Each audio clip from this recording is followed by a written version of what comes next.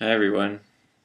So I've been looking at this point and reflecting on this with with the learning guide, and also this idea of this dream for the future to have like a school that's all practical based, that's more relevant. It's classes designed about everyday life, living things we encounter. That's would be more supportive. So I decided to do a few videos now on things that I can already share that's like a class, that's already on a practical point. For example, with computers.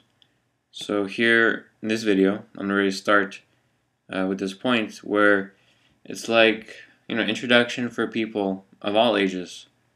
People who are much older and people who are younger, like children, who feel like they don't know technology, they haven't been introduced to it.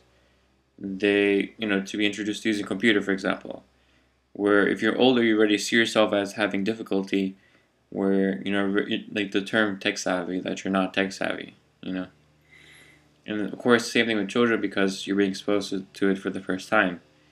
So my goal here is to have this, let's say, class, virtual class, but structured in this way that I see that as normal, natural. Like I'm talking to a friend, for example, or how I would talk to myself, how I personally have lived technology, and how I've been able to put a position of support for myself within that.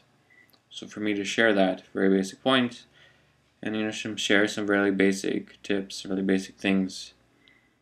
So something that's more natural, that's not like what we tend to think of a classroom because of what we already experienced. So yeah, so I'm gonna give it a shot, and I'm gonna continue with other things as well, like with cooking or with other things that I've experienced with that I can really start sharing.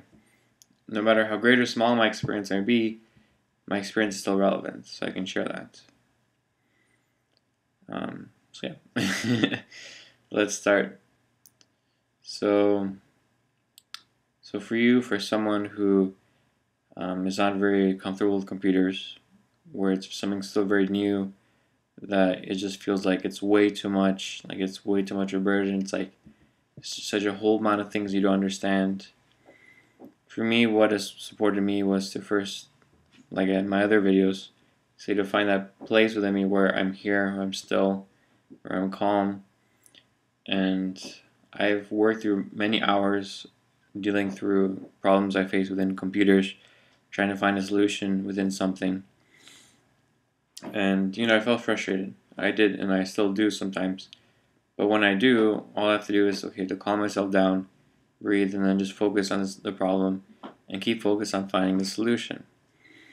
So the same thing with computers here is just that point within yourself that is able to keep pushing through to find a solution. Now, here's a really interesting perspective I have on computers, which I see supported me to work with them. And that is, all computers were designed by people. Like me, I'm a person. And they all design it within the mind that a person is going to be using it, a person like me or a person like you. So a person designed it, and so everything that they wanted to be able to be put in the computer to make it as best as possible, easy as possible, they put it there. And so whenever you face like a problem with the computer, if you keep that in mind that a person made this computer, they made the software, they made the programs, they made everything that's here, and then you try to like, in a way, guess, like you connect with them, you connect with the creator of the program within yourself, and you see, like what would he put it there, or she would have put there that I need, or maybe they put this in there because that's what I would have put in there, You start considering, well, what did they put in there? And then you can use that, and you can look for it. I found that really useful because then I would use that intuition to look for things that I didn't know that existed, but I felt like they would exist because that's what I would have put in there. Like common sense.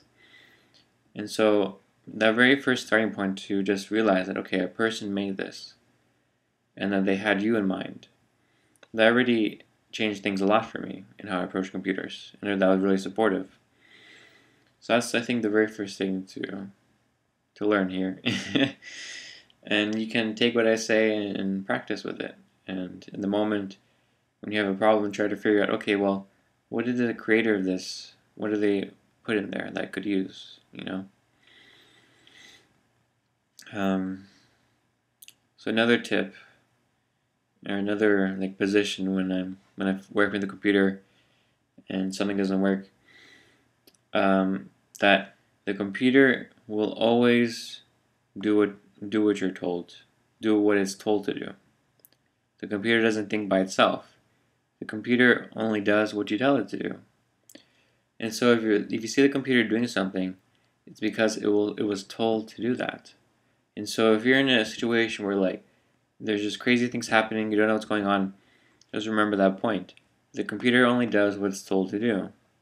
So for you can try to figure out the solution there, but within that starting point where you don't blame the computer, you don't feel frustrated with the computer, you don't hate the computer, because you realize the computer only does what you told it to do. It doesn't have like a will of nastiness, of meanness, of disregard. It's here to serve you in a way. And what I noticed too is that when you get in that attitude of being frustrated, of negativity, of like hating the computer, of blaming the computer, that prevents you from actually working with the computer effectively and doing things well with it. And for example, if you click too much on the screen, like you're trying to open a program but you click on it so many times, you have to realize that every time you click, the computer knows that you clicked. And so if you click like 20 times, like saying okay, the computer registers okay 20 times. And so you're actually making it work slower. Like if it's freezing for a second, you're actually putting in so much information there when you're clicking. So that's one thing to realize too, that everything you do has an effect on the computer, right? So if you open a program and you click on it like 20 times, try and open it, then you're going to open up 20 windows, you know? So that's one thing to realize too, that you have the power. And then yeah, when the computer is frozen, it needs, like, consider like a person, right? A computer, consider like a human being. If the computer is frozen, it's because it has so much information going on within it that it's trying to process it. So if you put more weight on it, you put more pressure on it, its course is going to crash and it's going to take even longer. So also same thing too, that what you see in the screen is only one dimension. Everything you see in the screen is just one dimension of the computer. The screen is just designed for you to see what the computer is showing you, but there's a whole lot going on behind the scenes that's on the screen. So if your screen is frozen, that doesn't mean the computer is frozen. Like the actual workings underneath it. It's still thinking, it's still processing, it's still doing its things. But maybe the screen is frozen because it's so busy with everything else that it can't yet show you the screen because it got overwhelmed so much. So really consider it like from this perspective. Like, you know, here's a thing, it's serving you. It's like a person that way. It, you know, it feeds off energy, and, you know, that's how it stays awake. And also another point too, that could be a useful tip, is that when it's important to shut down your computer every once in a while, because if you just keep it on sleeping mode, where you just sort of put it to sleep and then wake it up, but not really shut it down, then it doesn't actually get a chance to really reboot from the very start. And it actually builds up its like memory caches in a way, where it gets filled with memory. The virtual memory gets used up so much that if you never shut it down, it's basically going to run slower and slower because of the basic inefficiency. So it is important to put it to shut down, because then it starts fresh. Like you wake up on a fresh new day, it's at its best point when you first boot it up. And also, just like when you first wake up, it's important to give the computer a few minutes in order to, you know, fully wake up, to like fully start, because it's busy opening up some processes, dealing with systems. Even if it's just the screen just opens up for the first time, it's still doing stuff in the background, and it's still busy. And that's why you try to open something right away, it's slow, because it's still doing some things behind the scenes. So, you know, if you really, just like when you wake up, you know, you also need some time in order to wake up in the morning and get yourself ready, right? The same thing too with the computer. So if you do these few things, you know, you can save yourself time, because you realize, okay, you're just gonna let the computer start up. You can go do something else around the house. Then it start up fully. Then you can start using it really easily, quickly. Or to make sure you shut it down every once in a while, maybe every day or every few days. And then you know that in the morning, like when you go to sleep, you shut it down, and in the morning you wake it up. You both wake up together, and then he's ready to go. So this is how I view computers, and the same thing too. Like when you use a program, like I said before, where there's like a creator who created it. You look at the program and you want to explore the different options, and all the words they include in the program, they use that within a purpose. For example, a lot of programs they have the word file. Like file is kind of like the main thing where you can do a lot of important critical stuff like saving, right? And so you can learn and see the pattern across programs, like how it works. There's usually like an edit tab for editing things. That's where usually cut and paste is. So it's part of like learning where things are and why. Like why do they call it this? It's like there's a purpose behind there. It's not just by accident. They're trying to make it as assistive and supportive as possible. So doing all this, you can explore a lot of things. You can explore what's in a program and learn what it does by clicking on it. Clicking on it and see what happens. And there's a lot of the word exploration helped me a lot also in the very beginning.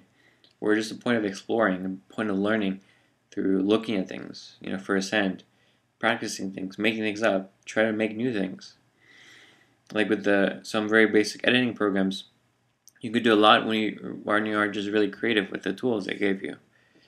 You can maybe make things that they didn't intend to make, but of course you could make. And for me, I found that using really basic, simple programs in the beginning helped me in order to explore my creativity. Because there are really intense, really large beast programs out there, and all they do is give you so many tools, so it just takes more time to walk through everything. So yes, the word patience, the word patience is really important because there's a lot you're learning and there's a lot you're being exposed to, and it's just about one step at a time. Just seeing what this one button does, this one click, what happens, and you just learn from there. This is my very basic introduction to computers, to using it for anyone who has any difficulty, any resistance, to realize, what a computer is. It's there to serve you. It was created with a purpose to support you. So, if you can imagine something being a certain way, there's a chance that someone made it that way already. So, try to see if you can explore that for yourself to be intuitive. You really connect with the computer, connect with the person who created it originally, and see. Okay, so thank you very much. This is my first step to making education practical, relatable, relevant. And that's, yeah.